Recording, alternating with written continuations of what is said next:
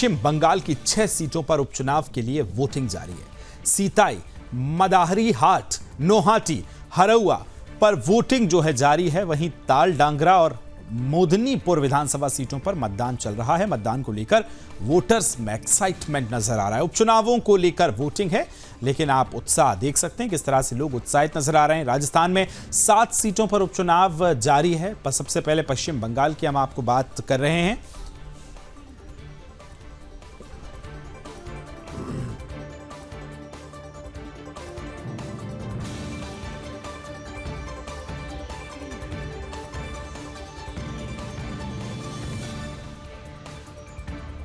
तो पश्चिम बंगाल के बाद बात अगर राजस्थान की जाए तो यहां भी 7 सीटों पर उपचुनाव जारी है। राजस्थान की 7 सीटों पर वोटिंग जो है सुबह से चल रही है। 9 बजे तक 10.51% मतदान पहुंच चुका है। दौसा में सबसे ज्यादा वोटिंग हुई है। राजस्थान में भी देखिए उपचुनाव चल रहा है 7 सीटों पर और इसे लेकर उत्साह नजर आ रहा है। 9 बजे तक 10% मतदान पहुंच चुका है और कुछ और राज्यों में जहां जहां उपचुनाव है वो भी आपको जानकारी हम दे रहे हैं। और राजस्थान के बाद अब बात करेंगे बिहार की, जहां बिहार में भी मतदान जारी है। बिहार की 4 सीटों पर उपचुनाव के लिए मतदान हो रहा है। सुबह 9 बजे तक 9% मतदान हो चुका है। सबसे अधिक रामगढ़ में वोटिंग हुई है। तो देखिए जहां जहां उपचुनाव है वो बता रहे हैं 10 राज्यों की तकरीबन 32 जो उपचुनाव हैं वहां पर हो रहे हैं, जिसमें से 31 विधानसभा सीटें आती हैं। 1 लोकसभा वायनाड पर इलेक्शन जारी है।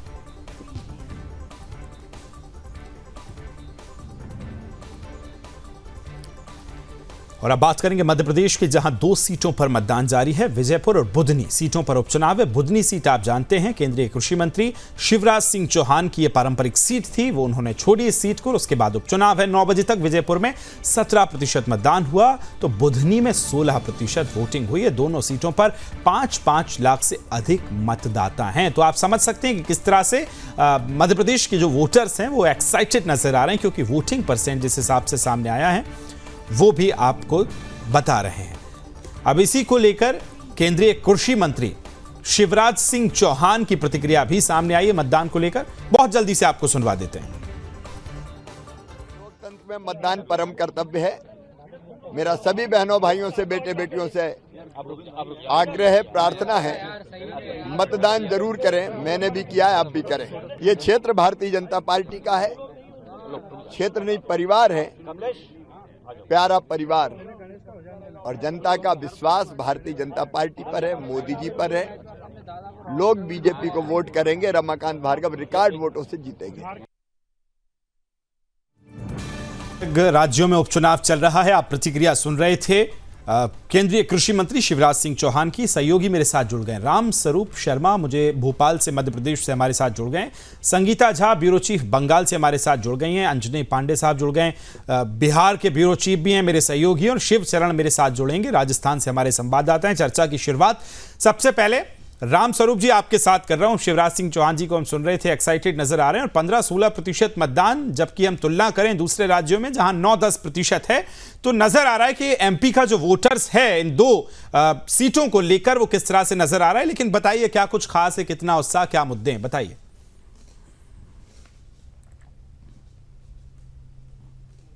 मध्य प्रदेश की जिन 2 सीटों पर उपचुनाव हो रहा है, इनमें श्योपुर की जो विजयपुर सीट है, यहाँ अभी उपचुनाव हो और यहाँ रामविलास रावत जो है वो कांग्रेस छोड़कर भारतीय जनता पार्टी में आ गए थे, इसलिए यहाँ पुनर्मतदान की प्रक्रिया हो रही है। और वहाँ मुकेश मल्होत्रा को कांग्रेस ने प्रत्याशी बनाया, जबकि रामविलास जो रावत हैं वही भारतीय जनता पार्टी की तरफ से प्रत्याशी है श्योपुर विजयपुर से।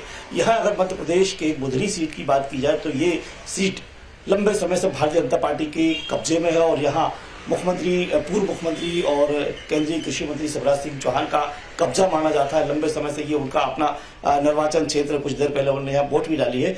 तो शिवराज सिंह चौहान, सबसे बड़ी दिलचस्प बात यह है कि शिवराज सिंह चौहान का अपना ये गृह विधानसभा क्षेत्र है और यही जो इलाका है वो लोकसभा विदिशा के अंतर्गत आता है। तो रमाकांत भारतीय जनता पार्टी के यहाँ से प्रत्याशी हैं, जबकि रमाकांत भार्गव लोकसभा प्रत्याशी के रूप में विदिशा से पिछली बार चुनाव लड़े थे और वहां से इस बार शिवराज सिंह चौहान को भारतीय जनता पार्टी ने उतारा है और शिवराज सिंह चौहान को यहाँ बुधनी भेज दिया है।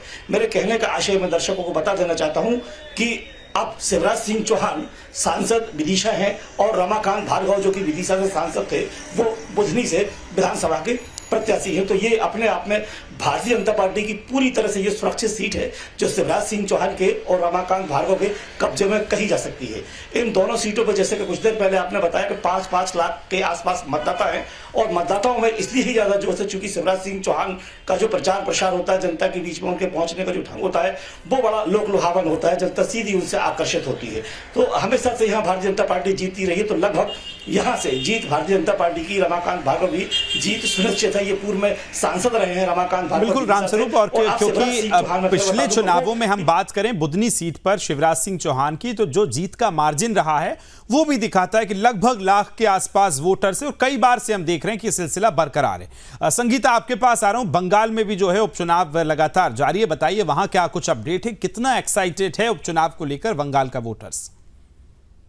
देखिए विकास, मैं आपको बता दूं कि बंगाल में 6 सीटों पर उपचुनाव हो रहा है, जिसमें कि कहा जा रहा है कि जो उपचुनाव हो रहे हैं इसमें हो सकता है कि विपक्षी पार्टी यानी कि बीजेपी को फायदा मिल सकता है। क्योंकि देखिए जिस तरह से बंगाल में आरजीकर का मामला तूल पकड़ा था और उसके बाद जो है जो शहरी इलाके हैं जहां पर लगातार देखा गया कि जो शहरी इलाकों में वर्तमान सरकार के खिलाफ लोग भी सड़कों पर नजर आए थे, तो इसी को लेकर यह कहा जा रहा है कि हो सकता है बंगाल में जो विपक्षी पार्टी है, जो शहरी जगह में जहां जहां चुनाव है वहां पर हो सकता है कि बंगाल में बीजेपी को फायदा मिले। और आपको यह भी बता दूं कि इस उपचुनाव में 108 कंपनी केंद्रीय बलों की तैनाती की गई है। जैसा कि सभी जानते हैं कि बंगाल में चुनाव यानी कि हिंसा, तो हिंसा होती है और ऐसी तस्वीरें भी देखिए कल से ही सामने आने लगी है।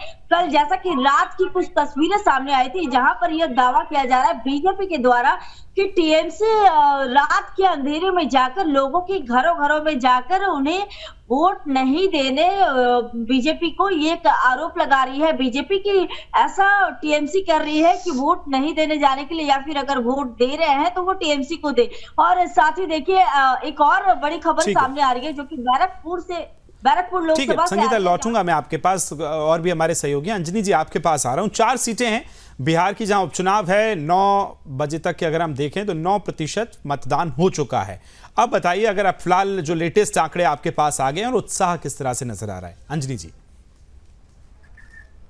जी विकास, देखिए बता दो कि बिहार में 4 सीटों पर चुनाव हो रहे हैं। इन चारों सीटों पर जो उम्मीदवार थे वो अब लोकसभा के सदस्य हो चुके हैं पिछले लोकसभा चुनाव में, जिसकी वजह से सीटें खाली हुई थी। और इन चारों सीटों पर उपचुनाव हो रहे हैं, जिसमें देखें तो महागठबंधन के कोटे में 3 सीटें थी और 1 सीट जो है वो हम के जीतनराम मांझी थे इमामगंज से, जिन्होंने अपने पुत्रवधु को इस बार जो है वो उतारा है मैदान में। तो सबसे हालांकि सबसे वोटिंग प्रतिशत की बात करें तो सबसे कम अभी तक जो है वो इमामगंज की बातें आ रही है कि इमामगंज में जो है वो सबसे कम प्रतिशत हुआ, 8 कुछ प्रतिशत जो है वो इमामगंज में हुआ, जबकि सबसे ज्यादा रामगढ़ में हुआ है। जहां पर रामगढ़ में देखें तो राजद की पूरी प्रतिष्ठा जो है वो दांव पर है, क्योंकि वहां से राजद के प्रदेश अध्यक्ष जगदानंद सिंह के बेटे हैं, जो पहले बड़े बेटे थे, वो अब सांसद बन चुके हैं बक्सर से। यह उनका सीट था और अब वो अपने छोटे भाई के को जो है वह सीट इस बार चुनाव में जो है वह मैदान में उतारे हैं। तो आरजेडी की टिकट से जो है वो जगदानंद सिंह के छोटे बेटे अजीत सिंह जो है वो मैदान में है। तो सीधी टक्कर जो है वो यहाँ पर रामगढ़ की भी बात करें तो बीजेपी और राजद के बीच में है। जबकि और 3 जगहों पर, चाहे वो इमामगंज की बात करें, बेलागंज की बात करें या फिर तरारी की बात करें, तरारी सीपीआई माले का जर्जम माना जाता है। सीपीआई माले के उम्मीदवार जो पिछली बार जीत हासिल की थी सुदामा सिंह ने, इस बार सुदामा सिंह जो है वो लोकसभा के सदस्य बन चुके हैं, जिसकी वजह से सीट खाली हुई थी। तो ऐसा कहा जा रहा है, हालांकि कुछ दिनों पहले ही बीजेपी में शामिल हुए सुनील पांडे के बेटे जो है वो इस बार जो है वहां पर बीजेपी के टिकट से चुनाव लड़ रहे हैं। बिल्कुल अंजलि जी, लौटूंगा और भी हम सीटों पर विश्लेषण भी करेंगे, बातचीत भी करेंगे। राजस्थान चलेंगे। राजस्थान से हमारे सहयोगी जो हैं शिवचरण मेरे साथ जुड़ गए। शिवचरण, 7 सीटों पर इलेक्शन है, बाय इलेक्शंस हैं और 10% मतदान 9 बजे तक हो चुका है। लेटेस्ट फिगर्स क्या हैं आपके पास और किस तरह का एक्साइटमेंट आप वहां के वोटर्स में भी देख रहे हैं? देखिए मैं बता दूं, दरअसल अलवर में जो मतदान हो रहा है रामगढ़ विधानसभा का, जहाँ पे पूर्व में विधायक थे जुबेर खान, जो उनका देहांत हो गया था कुछ दिन पहले, इसकी वजह से अब दोबारा से ये जो है मतदान उपचुनाव के रूप में हो रहा है। वैसे पूरे राजस्थान में 7 चुनावों पे मतदान होना था, जिसमें 7 चुनाव में 3 पे भाजपा का कब्जा था और 4 सीटों पे कांग्रेस का कब्जा था। आज उन्हीं 7 सीटों पे जो चुनाव हो रहा था, रामगढ़ उपचुनाव की बात हम अगर करें तो रामगढ़ में सुबह 9 बजे तक 14.64% मतदान रहा है और ये सीट हमेशा एक संवेदनशील की सीट मानी जाती है, क्योंकि यहाँ पर जो वोटिंग प्रक्रिया है या मतदान का जो प्रतिशत रहा है वो हमेशा समाज विशेष, अगर हम खुले में कहें कि ये सीट एक तरीके से मुस्लिम गढ़ सीट मानी जाती है, जिसमें कभी भी एक पार्टी विशेष या पार्टी का कोई जो है कब्जा नहीं रहा है। यहाँ पे कभी बीजेपी, कभी कांग्रेस बदलती हुई रही है जी। और बिल्कुल बयानबाजी भी जो हो रही है, अभी सचिन पायलट को मैं सुन रहा था तो वो कह रहे थे कि फुल कॉन्फिडेंट नजर आ रहे हैं, 7 सीटों का दावा कर रहे हैं। हालांकि ये सब फैसले तो जो हैं आज ईवीएम में कैद हो रहे हैं। लेकिन रामस्वरूप जी, मध्य प्रदेश में मैं आना चाहता हूं और बात करना चाहता हूं। अभी इससे पहले जब वहां उपचुनाव हुए थे, इन चुनावों से भी पहले, तो हमने देखा था कि सांची विधानसभा ने बड़ा रिकॉर्ड को ब्रेक किया था। वहां से प्रभुराम चौधरी मुझे लगता है कि चुनकर पहुंचे थे और एक बड़ा उपचुनाव में रिकॉर्ड ब्रेक किया था। तो सांची की मैं बात करूं, विधान और विदिशा की बात करूं, बहुत नजदीकी दोनों विधानसभाएं भी हैं, लोकसभाएं भी दोनों लगती हैं।